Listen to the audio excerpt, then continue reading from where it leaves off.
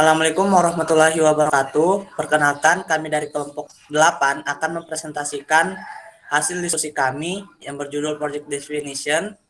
Adapun anggota dari kelompok kami, yang pertama adalah Muhammad Rafli, NIM 10.181, kedua Santi 10.1073, Silva Putri Dewi Agustin 95211041, Gabriel Sianipar 10.1023, dan Ahmad Sawal Nur 10.1004.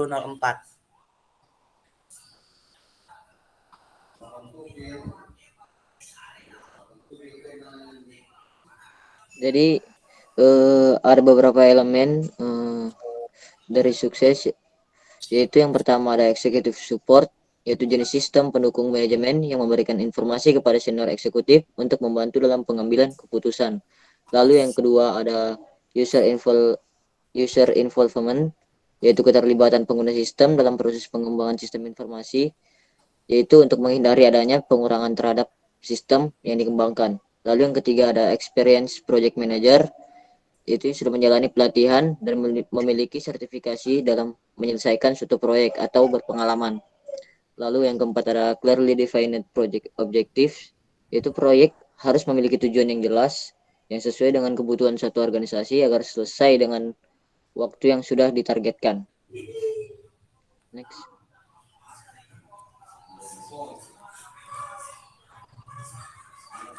Selanjutnya yang kelima yaitu ada clearly defined project recruitments, yaitu siklus pengembangan proyek penting karena meretas untuk menambahkannya nanti atau disebut REUVRK atau tidak efisien, mahal, dan penuh dengan kesalahan dan risiko proyek tambahan.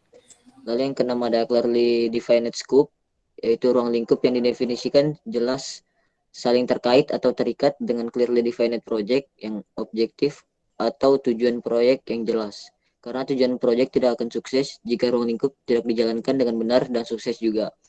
Lalu yang ketujuh ada shorter schedule, multiple milestone, yaitu jadwal yang lebih pendek dengan lebih banyak tonggak menghasilkan hasil yang lebih sukses. Karena jadwal yang panjang biasanya menimbulkan kehilangan fokus, rasa bosan, antusiasme, dan minat.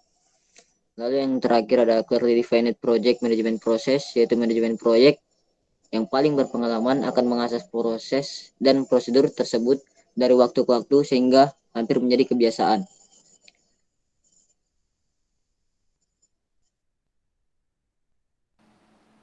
Baik, selanjutnya ada Project Plan Components, di mana manajemen proyek sendiri adalah penerapan proses, metode, keterampilan, pengetahuan, dan pengalaman untuk mencapai tujuan proyek. Tahapan dalam manajemen proyek itu yang pertama ada project definition, di mana project definition sendiri adalah fase pertama dari setiap proyek. Persetujuan untuk rencana subproyek yang penyampaiannya adalah gagasan yang jelas tentang apa yang dilakukan proyek. Project definition dapat mencakup berbagai elemen, baik dari perspektif perencanaan DC/DR dan perspektif IT. Lalu yang kedua ada forming the project team, di mana adalah mereka yang membantu merencanakan proyek lebih mungkin untuk berkontribusi positif pada proyek, karena mereka merasakan kontrol dan kepemilikan dalam menentukan proyek tim. Terdapat elemen-elemen yang harus diperhatikan. Sebagai contohnya adalah organisasi, teknik, logistik, dan juga politik. Lalu yang ketiga ada project organization, di mana mencakup bagaimana mengatur dan menjalankan proyek. Tugas organisasi pertama adalah menentukan elemen yang harus diberikan kepada sponsor proyek untuk persetujuan. Biasanya sponsor proyek menyetujui ruang lingkup, anggaran, dan jadwal proyek, dan perubahan signifikan apapun yang di dalamnya. Next.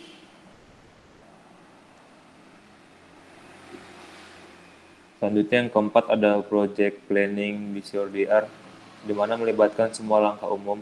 Namun ada dua elemen kunci dalam proses perencanaan proyek, di mana mengembangkan struktur perincian kerja untuk rencana BCODR dan critical path, di mana semua tugas dalam proyeknya jika tertunda akan menunda penyelesaian proyek. Lalu yang kelima ada project implementation, di mana fase ini yaitu seluruh rencana dikembangkan dan diselesaikan. Rapat kick-off biasanya menandai dimulainya fase pelaksanaan proyek, di mana tim yang terlibat diberitahu tentang tanggung jawab mereka. Lalu yang keenam adalah fase Project Tracking Manager proyek, di mana menggunakan indikator kinerja utama atau Key Performance Indicator untuk menentukan apakah proyek tersebut sesuai rencana. Lalu yang terakhir ada Project Closeout, di mana ini adalah penutupan proyek yang melibatkan penyerahan ke beberapa organisasi lain. Selanjutnya akan dijelaskan oleh rekan saya.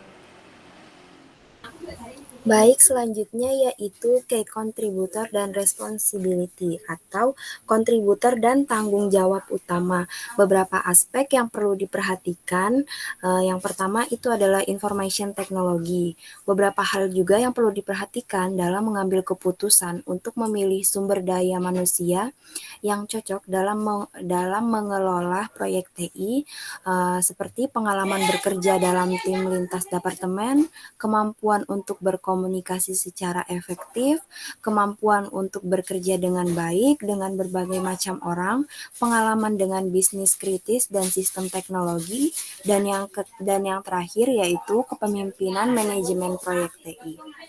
Selanjutnya yaitu human resource. Nah, sumber daya manusia bertanggung jawab untuk membantu merekrut karyawan baru, mengelola masalah hukum seputar perekrutan, pemecatan, dan manajemen kinerja. Kemudian yaitu ada fasilitas atau security.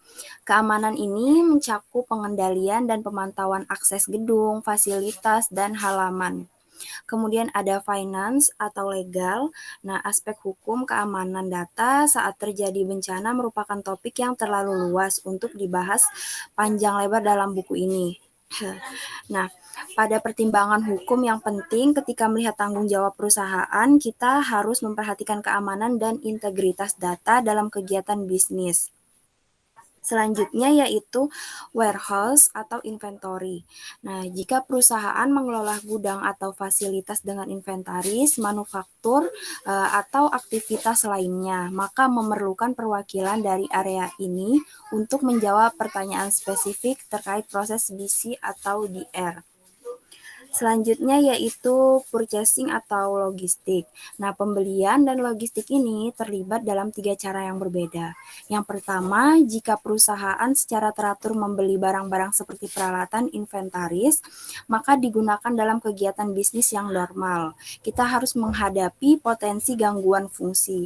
Kemudian yang kedua, perlu mengatur pembelian layanan dan perlengkapan yang berkaitan dengan kesiapan bencana. Kemudian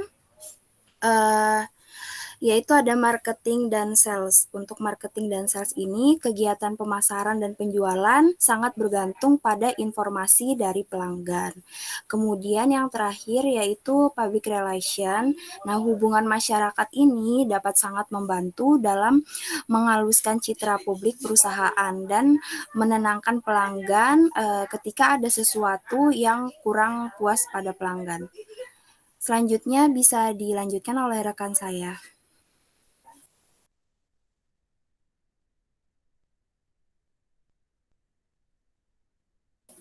Silva, silahkan dilanjut. Baik, selanjutnya Business Continuity and Disaster Recovery Plan. Business Continuity menurut ahli, yaitu Griffith University tahun 2013, adalah suatu perencanaan untuk dapat menghasilkan suatu keadaan di mana operasional bisnis berjalan terus-menerus dan tidak terganggu dalam semua konteks. Menurut ISO 22301-2012, Business Continuity Plan didefinisikan sebagai dokumen berisi prosedur yang bertujuan untuk menjadi panduan perusahaan dalam respon, melindungi, melanjutkan, dan mengembalikan respon, recover, resume, dan restore proses bisnis perusahaan ke level yang telah didefinisikan sebelumnya setelah terjadi gangguan.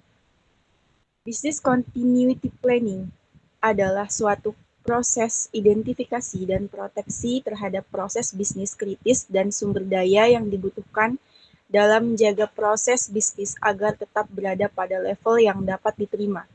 Menjaga semua sumber